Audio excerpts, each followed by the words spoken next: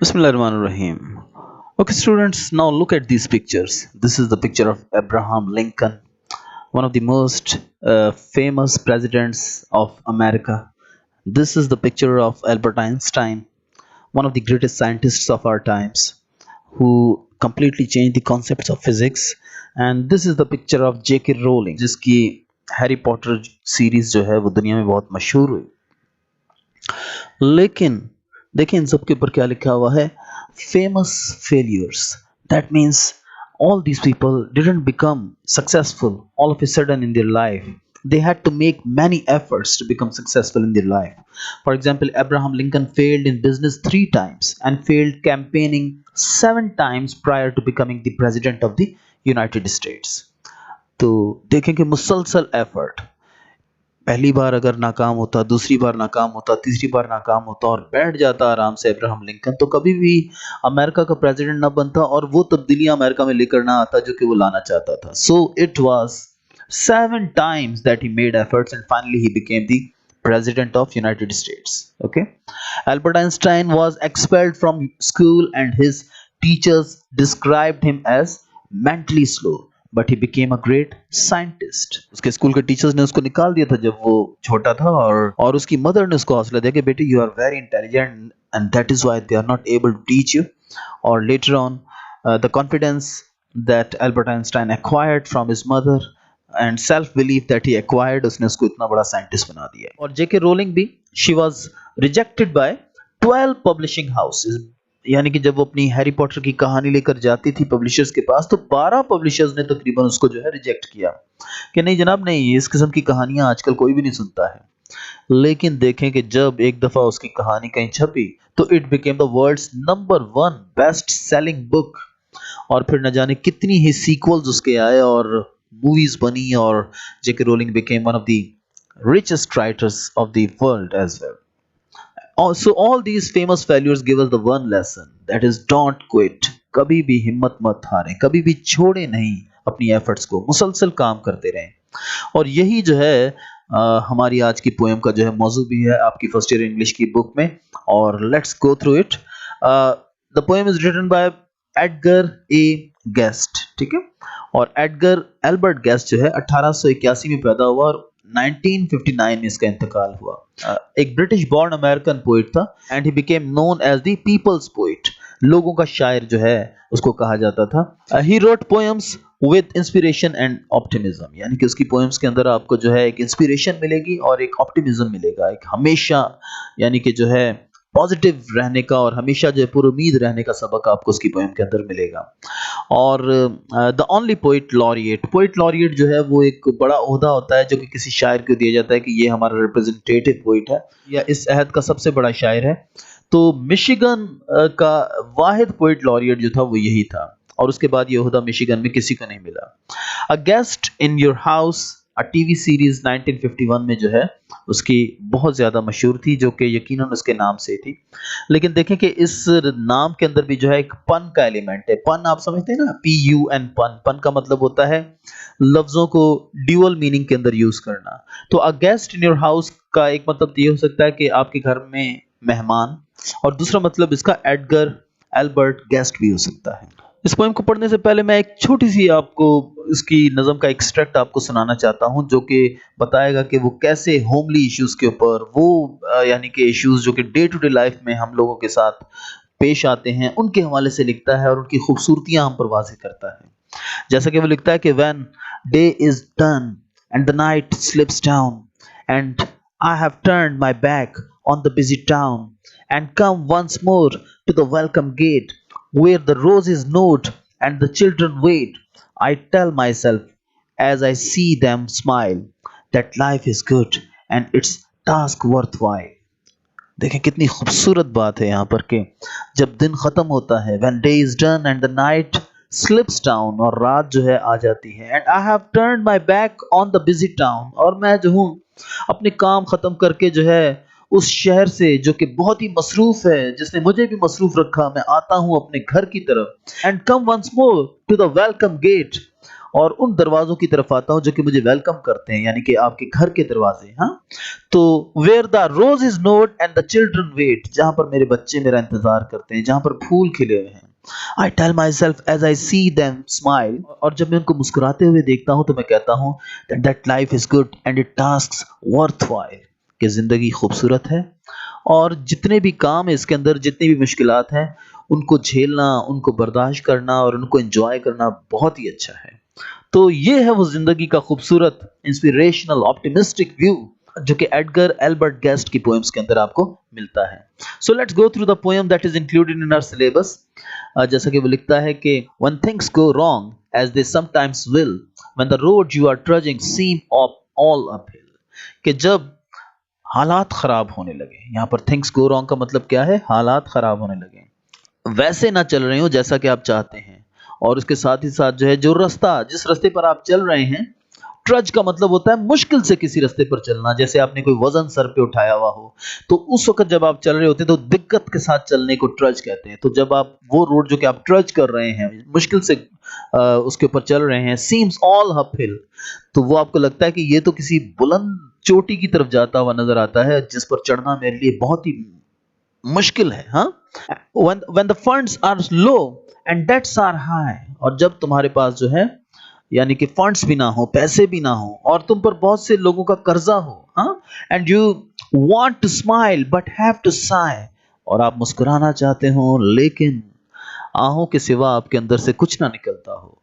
ये दर्द की शिद्दत जो है आपको मुस्कुराने ना देती हो।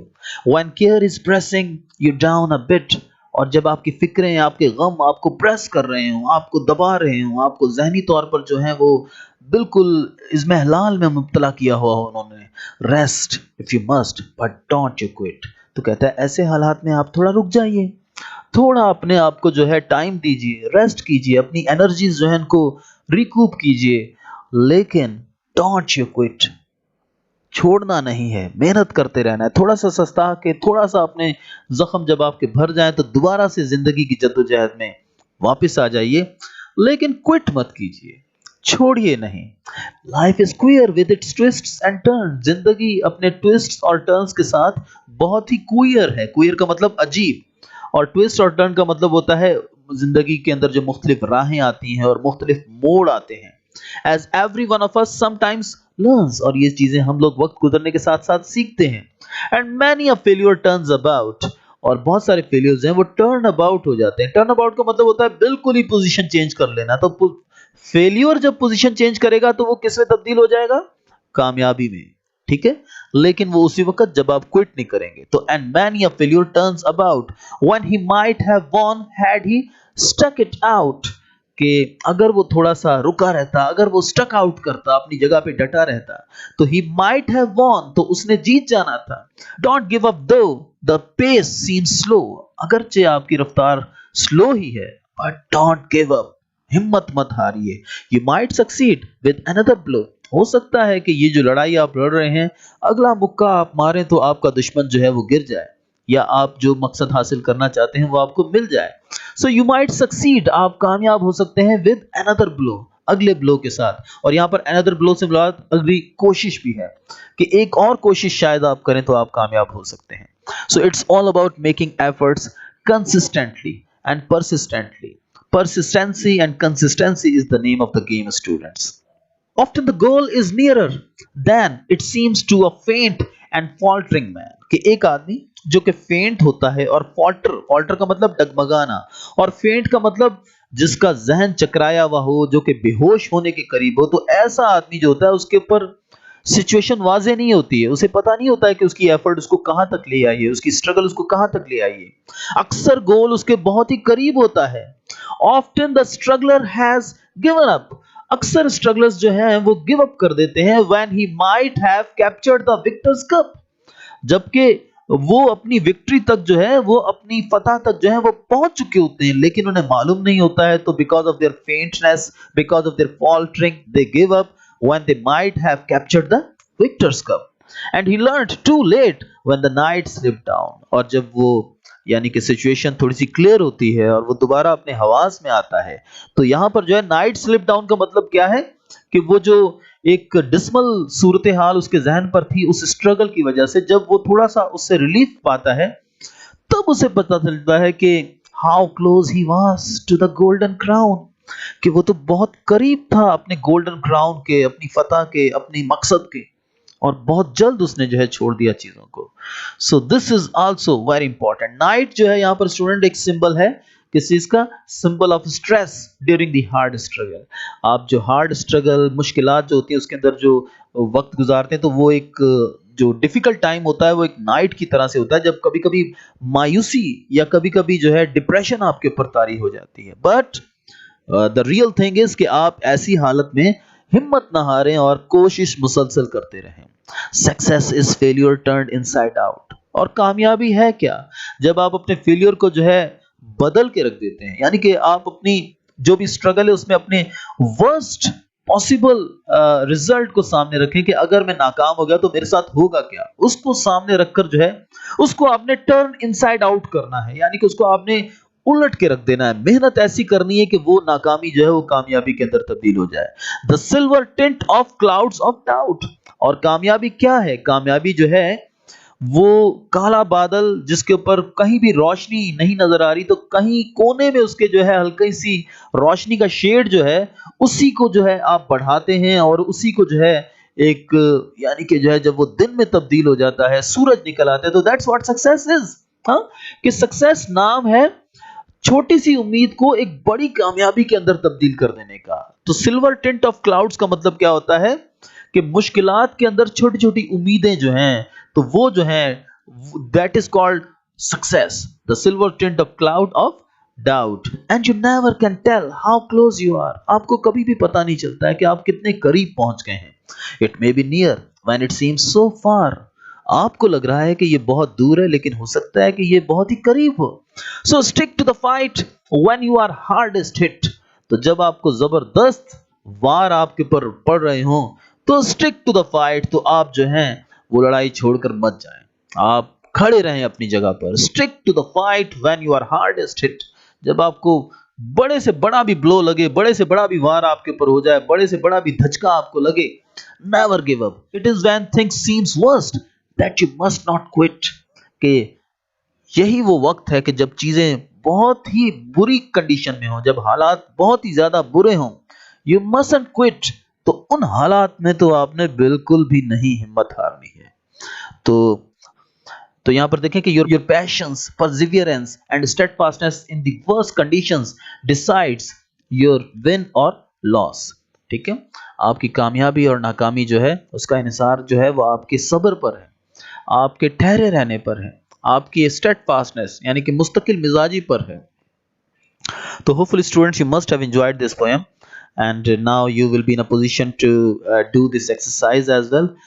ये जो words हैं इनके meanings हमने आपके साथ डिस्कस की हैं, तो इनको भी जो है आप अच्छे तरीके से जो है आप यहाँ पर कर सकते हैं। और also the exercises, ये fill in the blanks की exercises भी आप खुद कीजिए, तो आपको जो है अच्छे तरीके से समझ में आएंगी।